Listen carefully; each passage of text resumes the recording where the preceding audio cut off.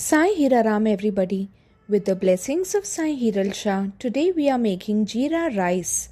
Simple, fragrant and wonderfully comforting. The gentle aroma of cumin adds a beautiful flavor to the rice. The ingredients include kolam or basmati rice, salt, bay leaves, cumin seeds and oil. First, place a pan on the stove and bring water to a boil. Add salt and bay leaves to the boiling water. Now add the soaked rice and mix gently. Allow the rice to cook until it is almost done.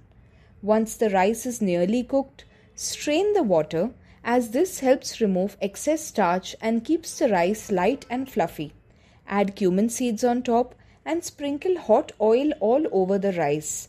Cover the pan and allow it to steam for about 5 minutes on slow flame. Your Jeera rice is ready. Serve it hot with dal, curry, Sindhi curry or any gravy of your choice. This is a simple dish, but it brings the warmth of a loving home. With the blessings of Sai Hira, this is the recipe of Jeera rice. Sai Hira.